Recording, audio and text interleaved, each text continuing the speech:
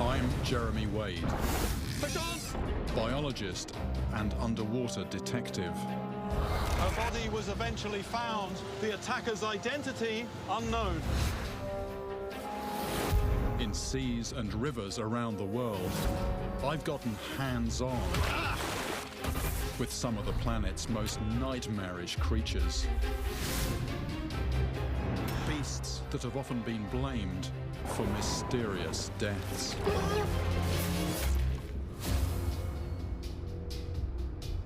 But this time it's different. In a forest as old as the dinosaurs, I'm on a mission to hunt down a monster from my past. In a place I've never been.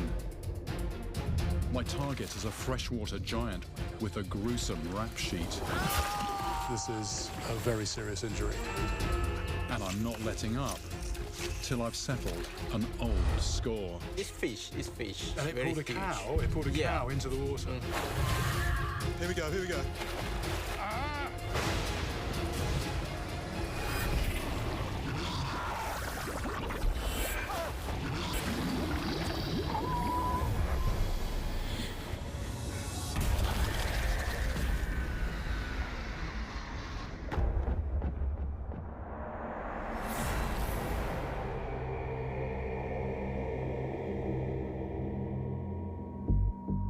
From a remote lake in Malaysia, Southeast Asia, comes a disturbing report of a double tragedy.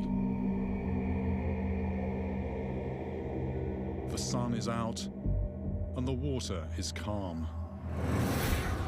But something isn't right.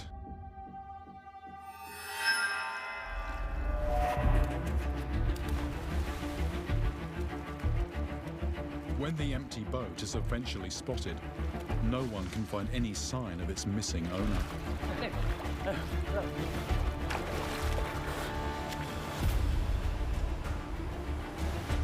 A dive team is called in, fully equipped to scour the depths.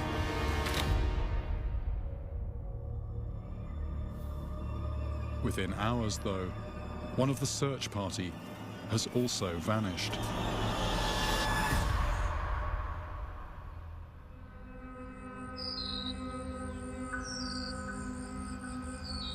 It takes another day to locate both victims.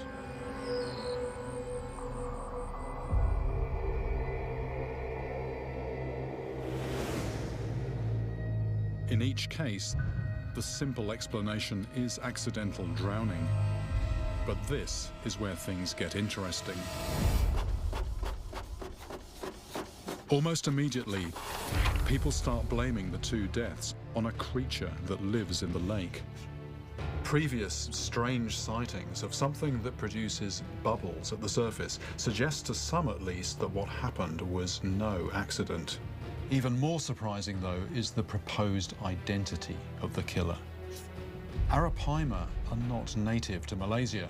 They're a predatory fish from South America. Yet according to this report, one of them could have ended up in the lake after it was released as an unwanted pet many years ago.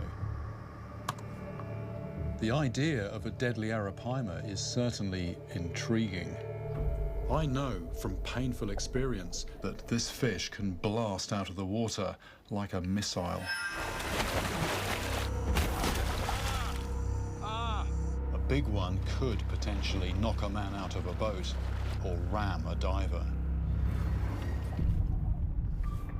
On the other hand, descriptions of the supposed arapaima are pretty sketchy, ranging from dark brown to silver in colour, and anything from 4 feet to 15 feet in length. Then there's this internet photo claiming to show the captured beast. Sitting here thousands of miles away, it's hard to judge it, but I have to say I'm skeptical. So is there really a rogue arapaima on the loose?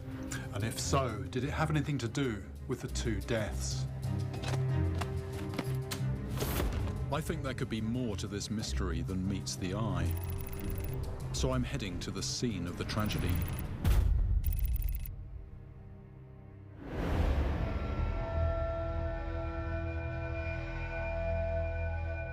Created some 30 years ago to provide hydropower, Malaysia's Lake Kenyir is said to be deeper than Loch Ness. Entombed within it are the remains of 13 flooded villages. I often get vital clues from villagers, but out here, there doesn't appear to be a living soul.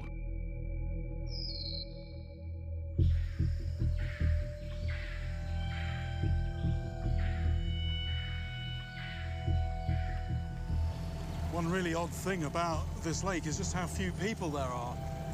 Apart from a few scattered tourist attractions, it's pretty well deserted. And even these modern resorts look as if they've almost been left to the jungle. It's really quite spooky.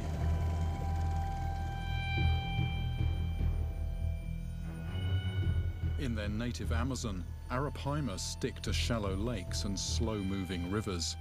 So my immediate instinct is to check out the quiet backwaters.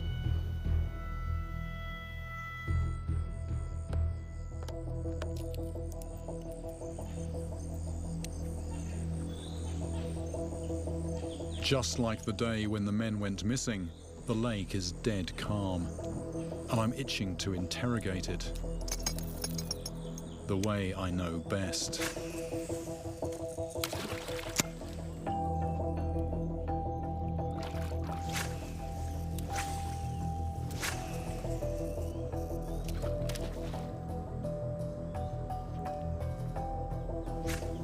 Arapaima give themselves away when they surface to gulp air, but for several hours there isn't so much as a ripple. Have I perhaps bitten off more than I can chew? With hundreds of islands and hidden coves, Kenyir is more labyrinth than lake. Searching it thoroughly could take a lifetime. But my boat driver, Arman, reckons he knows someone who might have a lead. Khairul Abu Bakar is a wildlife guide who spent 10 years recording everything that lives in and around the lake. Elephants, black panther, Wow.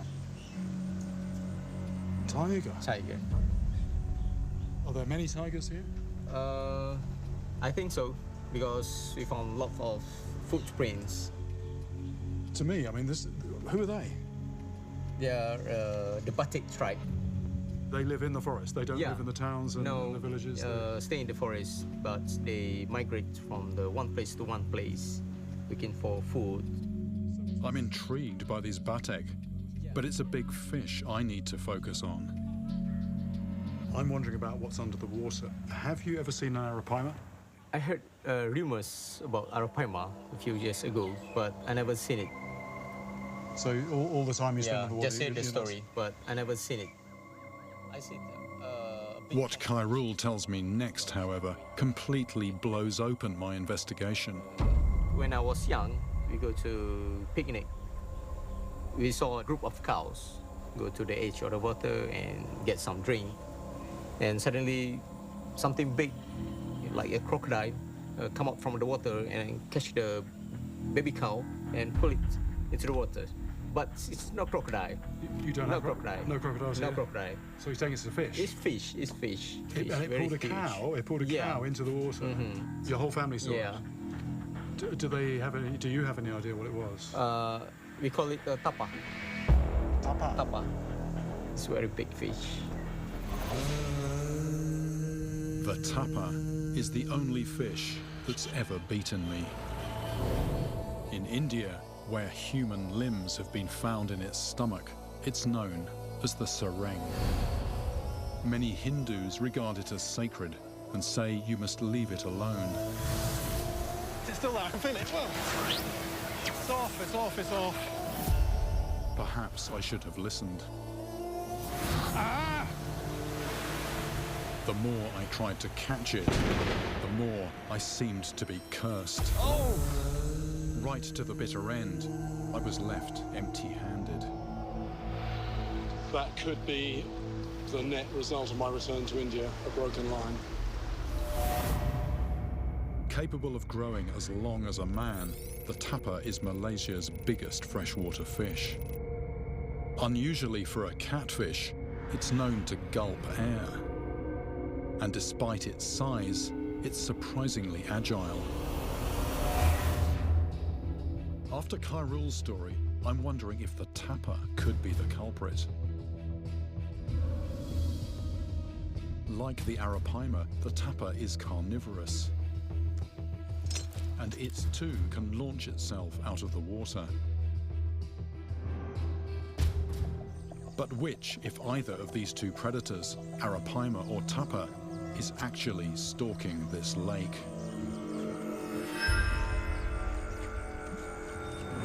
Something on here.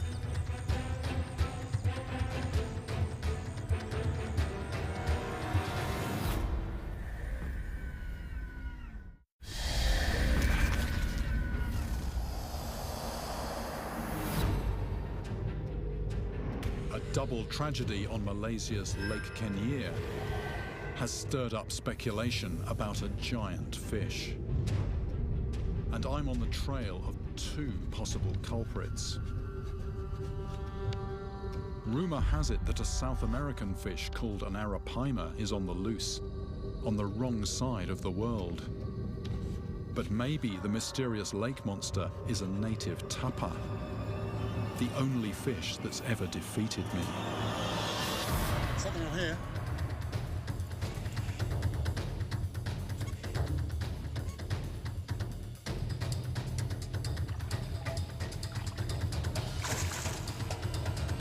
I'm going to swing it in the boat. I've hooked a third predator for my list. Quite a feisty thing. What it lacks in size, a snakehead more than makes up for with aggression. Those teeth they're like daggers, really. They are capable of actually sawing pieces of flesh out of another fish. It's a bit like the teeth on a saw blade. If they shake the head side to side like that, they can actually rip a piece of flesh out. Very aggressive when it comes to protecting their young. They've even been known to go for people.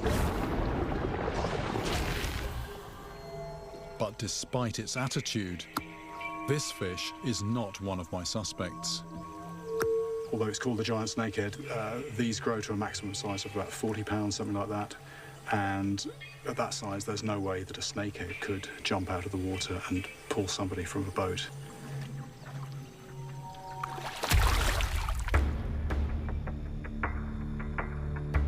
It's encouraging to have caught something, but I'm no closer to finding the alleged lake monster.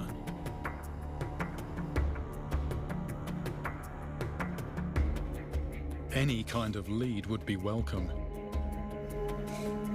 I'm hoping that whoever lives in this floating houseboat might have some information.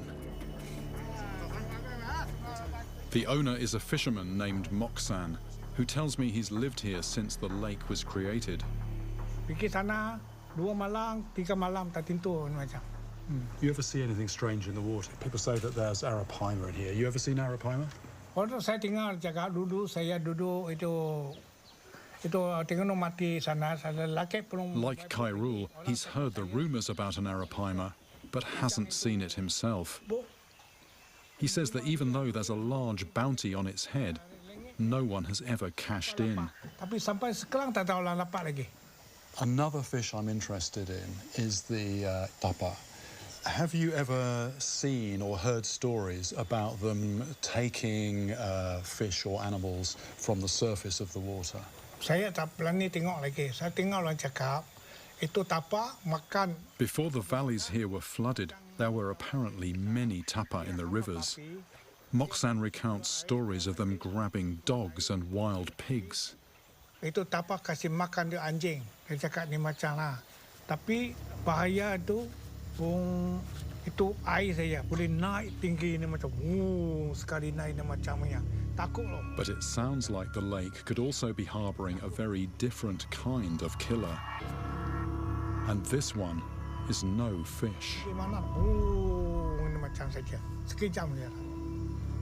Wow, we were just talking about tapa attacking things on the surface, and he's just said to me, what you've got to worry about here is something else. And at first I thought he was talking about a whirlpool. Apparently it's not a whirlpool, the water isn't turning, it actually bubbles up, and it starts fairly small, but it spreads to cover an area about 40 feet across. That's actually wider than the width of this boat here, and he says you get sediment and air and all sorts coming up from the bottom. Certain deep lakes are known to belch deadly gases. He says it's very scary, it's very spooky, particularly if you're on a small boat, you don't want to be anywhere near it. Could this strange phenomenon explain the missing boatman? One thing that's becoming clear to me is that this lake is even more mysterious than I thought it was. Moksan's warning has put me on edge. The more I get to know this place, the more sinister it feels. But maybe at last I'm about to get a breakthrough. Tipped off about my investigation, a witness has come forward. Someone who claims to have seen and photographed the elusive lake monster.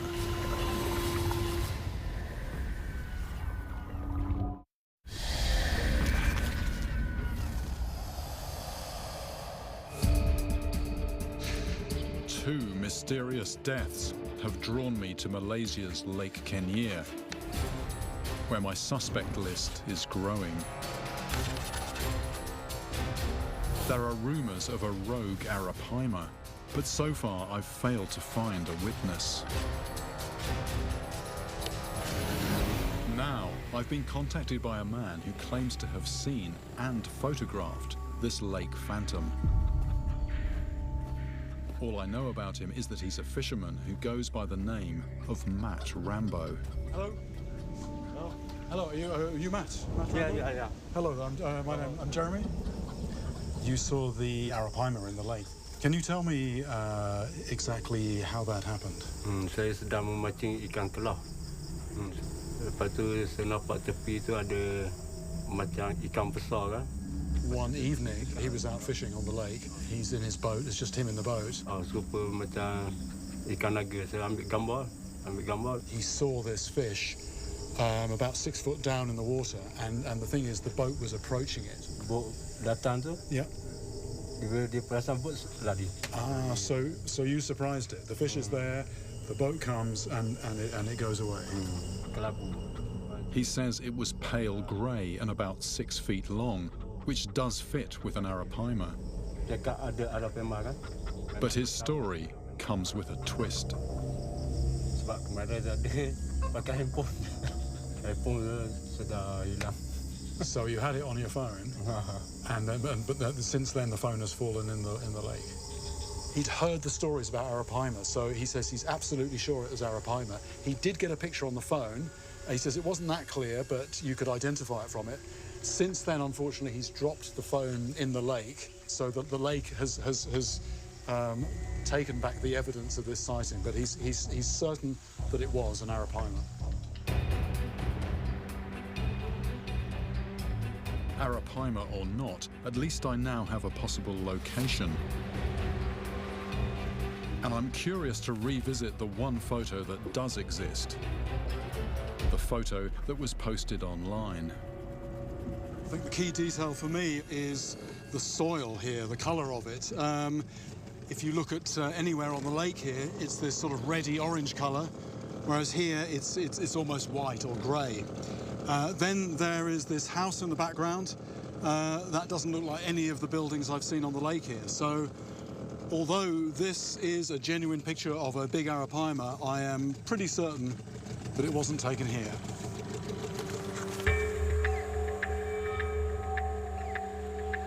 If some kind of creature really is to blame for what happened, then I'm almost certain that it's not the fish everyone's been talking about. It is possible that somewhere on this lake there is an escaped arapaima on the loose.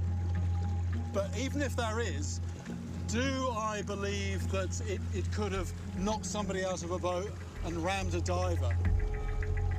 There are two very specific circumstances when arapaima will go for people. The first one is when you've got one cornered in a net.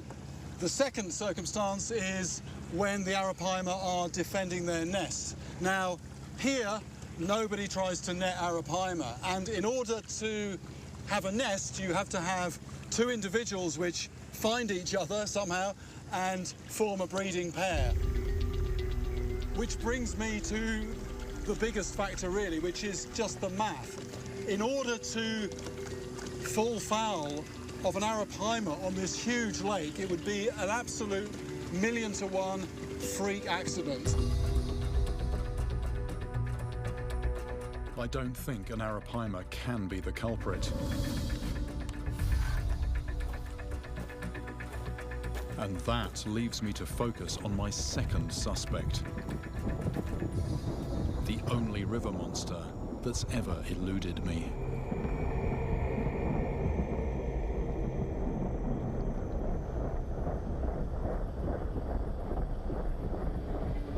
Tapa can certainly grow big.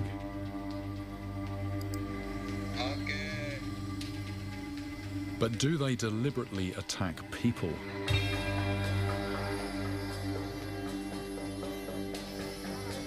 The grisly human remains reported from their stomachs in India could just have been scavenged from the dead.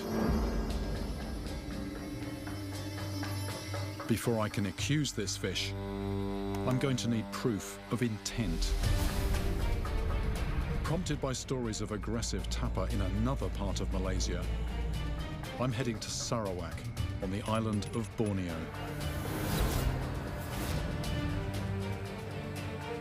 Tapa also live here, not in empty backwaters, but in busy rivers where people live, work, and play.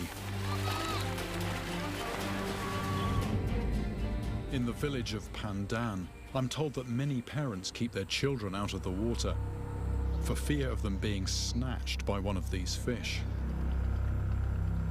So this river, the big river. A few inquiries lead me to a man named Madahi, who still remembers the day someone was attacked right in front of his house. So this was a young boy, 3-4 years old. He was with his mother and father on a platform. Ada masa seorang memang ada buat di atas jelatong, memang ada. Tidak banyak ikan apa lah. Both parents are busy with their daily chores. Memang di atas jelatong. Ada juga di rumah, tidak semua lah. They don't let kids here bathe on their own. They're always sort of supervised to some extent. Kami main-main ikan keluar, dia bawa macam gelembung bah. Madahi describes bubbles at the surface. Nampak dia, keluar dalam itu ikan. This is a key detail for me, since tapa are thought to control their buoyancy by gulping and then releasing air. 3% sejak mandi di jelatong. There's a splash. Something's grabbed him by the leg. The boy could easily have vanished. But his quick-thinking father pulls him to safety. If he hadn't done that, the child could well have disappeared. And this definitely wasn't a crocodile. Bukan. No. So this was a fish. This was ikan tapa. Iya. Memang ikan tapa. There were marks on his leg. This was a fish that they estimate would have been 60, 70 pounds in weight or something. And this happened just a couple of 100 yards down the river from here. Madahi's account adds to other reports from along this river of a fish that attacks ducks, dogs, and even boat propellers. But what I discover next is in a different league.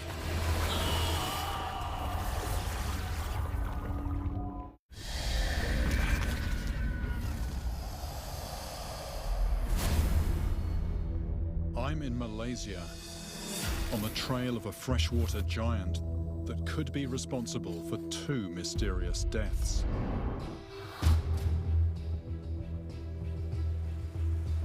The tapa is a fish that's cut through my line before. Oh! It's off, it's off, it's off. And I'm determined not to let it get away a second time. On a busy river in Borneo, I've already heard stories of tapa attacking boat propellers and even children. Now I'm trying to find out if it's bold enough to target a full-grown person. People say that you have a story about somebody in the water. Nia Leng, a village elder, tells me that with this fish, even adults are fair game. Bila dia mandi itu tapah pun takap dia, takap. In the incident he recounts, the victim is in water up to his chest. This was actually a man bathing in the river here, completely naked. Orang itu kena takap itu ikan tapah. And a tapa bit him in the groin.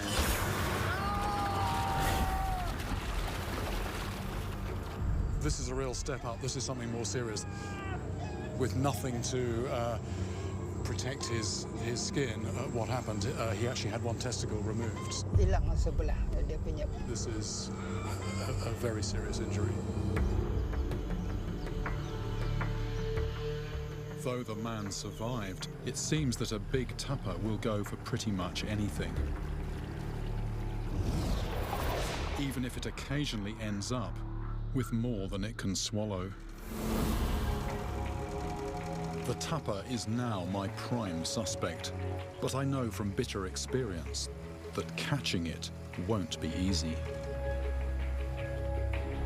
In theory, a lure that mimics a small fish should trigger a predatory response. And by towing it behind the boat, I can cover large stretches of river.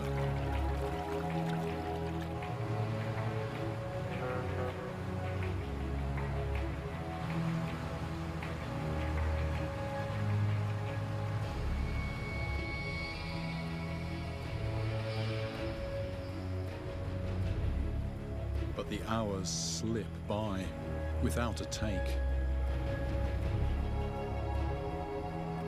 I'm starting to wonder if I might have gotten here too late.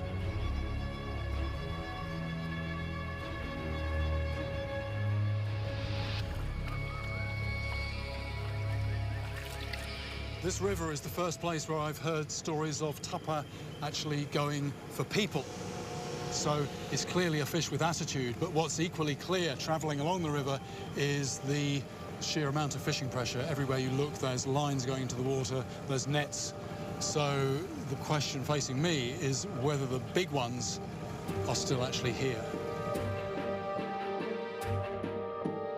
Sticking around on this heavily fished river feels futile.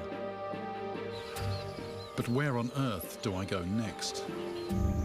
The tapa is the only fish that's ever defeated me. And to put that right, I'm ready to take a gamble. The batik stripe. Doubling back, I return to the mainland, where I've obtained special permission to visit a tribe of hunter-gatherers who live deep in the forests of Taman Negara.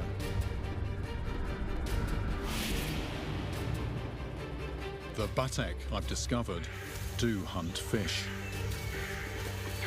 I'm hoping they'll know about the tapa and where I can find one. But I've no idea if they'll welcome an outsider.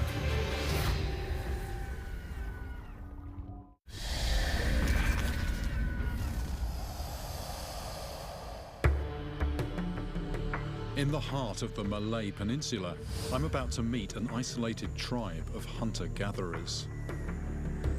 This is Jeremy. Hello. Jeremy. The batek are a remnant population with ancient African roots. At Kampung Au, they seem friendly enough. And our conversation soon turns to the tapa. So it's a very long fish, a big one. Could be the length of this table. Same size? besok aku tengok tadi besok ni. Ada, memang ada. Ada ya? Ada. Ya. Before long, my guide Roslan and I are hearing all kinds of hair-raising, first-hand accounts. Kayu banyak. Lagi. Itu. Okay. So you were chased, but it didn't eat you? Ya. Pukul 8. Malam. Pukul 8 pagi. Nak mudik ke sana. Ke sini. So this is not a log or a tree. Something hit the boat. It's easy to warm to these fellow fishermen who are positively eager to share their knowledge. If I want to catch one, can you suggest a good river? Lepas tu satu belah atas tu satu. Lembu besar di atas tu lagi. I'm soon cramming my notebook with suggestions, and by all accounts, I've come to the right place. They're definitely talking a big fish, an aggressive fish, one that they respect. So if I want to catch one, they say, strong tackle, get off the main river, go up a side tributary.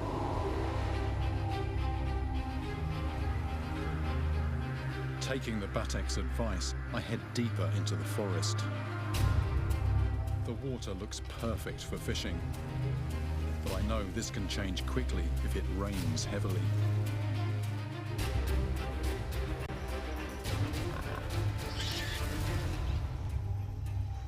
According to Roslan, a tapper likes nothing better than live meat.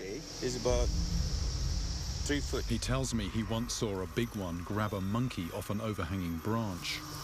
So the supper came right out. Came right down like that, grab, just disappeared. And you saw that? I saw that.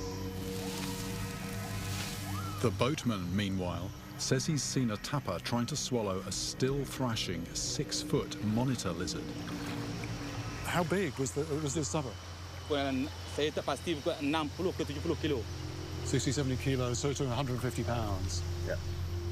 By any measure, that's a big fish. Roslan has come prepared. Local legend has it that this small Kelly catfish is just what you need to rile a tapper. It doesn't look very appetizing, but there's a story, the locals say, that the tapper is jealous of these rather luxuriant whiskers on the chin. The tapper has rather pathetic ones. They're very short like that. So the tapper is jealous of this fish. When it sees it, it makes it angry. Sounds like the tapper has serious anger management issues. Let's hope it works.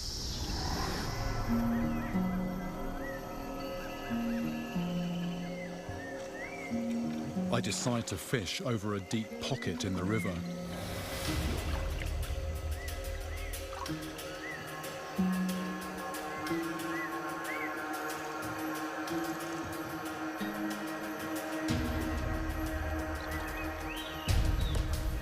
And within minutes, something powerful has hit the bait.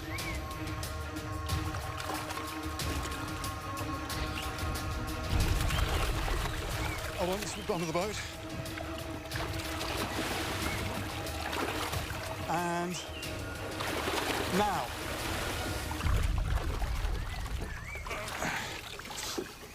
We got a snakehead. The float just vanished, and I thought it's got to be a tapper. I was using a large bait that engulfed a 3-pound catfish. And it just reminds you that fish are not like us. We cut things into bite-sized lumps and chew them. Fish very often just swallow something whole. Powerful, muscular fish. And you can see why they call them snakehead. That head is just like a snake's. I'm pleased with that, very pleased with that.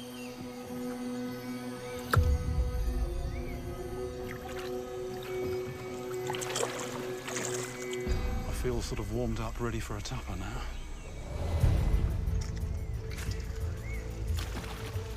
Clearly, there are predators on the move. But after a promising curtain raiser, I'm failing to draw the main act out of the shadows.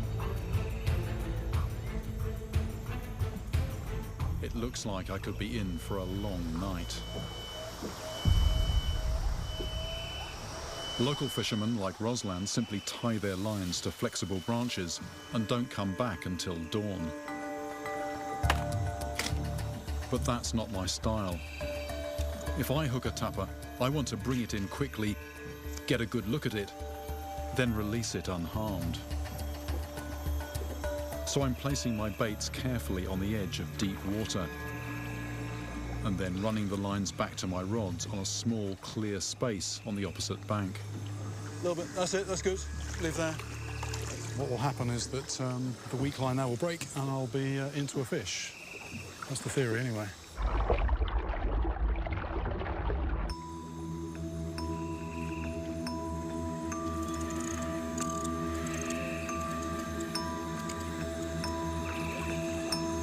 This is the deepest pool in the deepest jungle.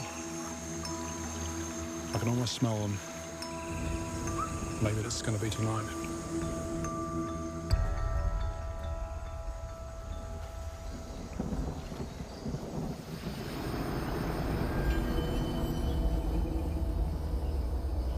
But as the night wears on, I'm tortured by bad memories.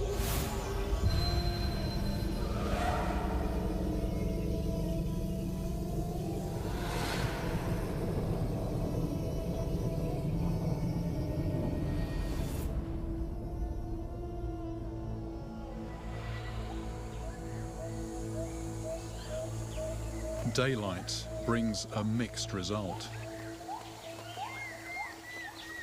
Well, a whole night here, 12 hours, with nothing taking either of the baits.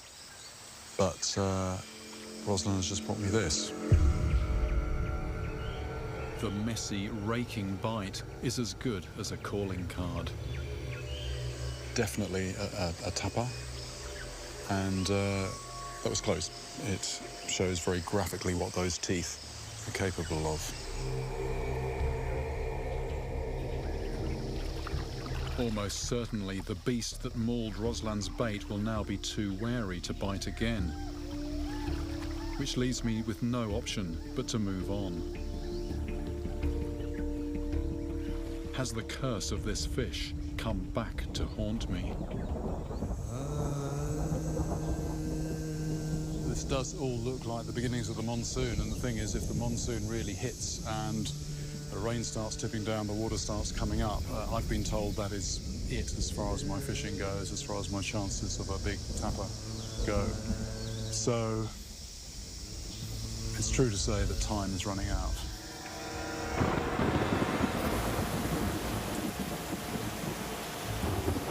As I race to find a new fishing spot, the monsoon launches its first big salvo.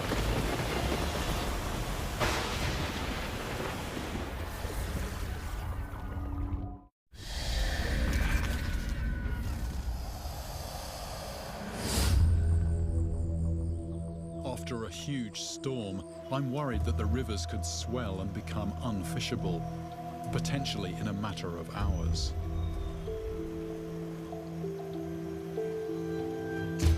Setting up on the bank as before would eat precious time. So I decide to moor up and fish from the boat. All I can do now is wait and hope that the fishing gods will see fit to lift their curse.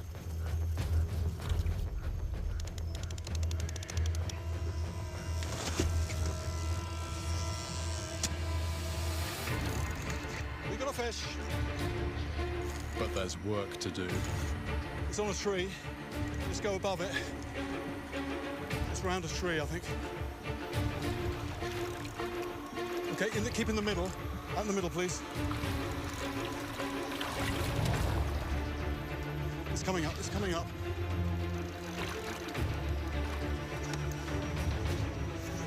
Right. I'm ready. Here we go, here we go, here we go. It's clear, it's clear. Lift, lift, lift, lift, lift. Now!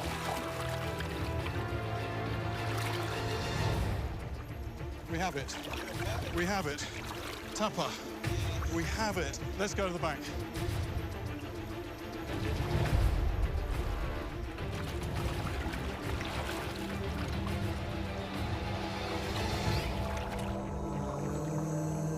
At long last, my tapper curse has lifted. Right, let's have a look at this beast.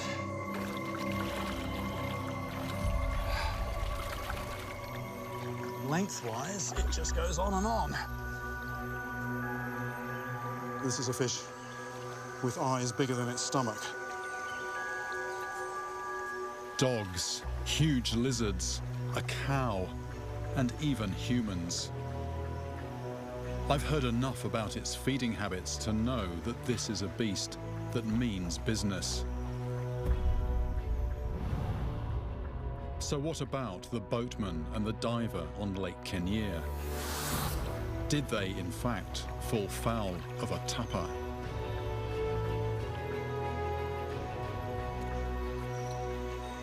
The one thing that's actually bothering me is the teeth. They're very sharp, they're very numerous. If one of these jumped out of the water and grabbed you, your arm or your leg is going to look basically like hamburger meat. And yet, neither of those corpses at Lake Kenyir had so much as a scratch. For so long, this creature has been my nemesis. But that doesn't make it guilty of homicide. Maybe for once, the real culprit isn't an animal.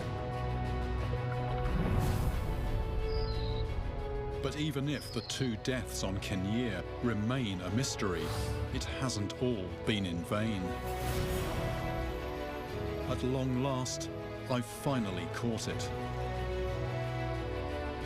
The tapa is no longer the one that got away.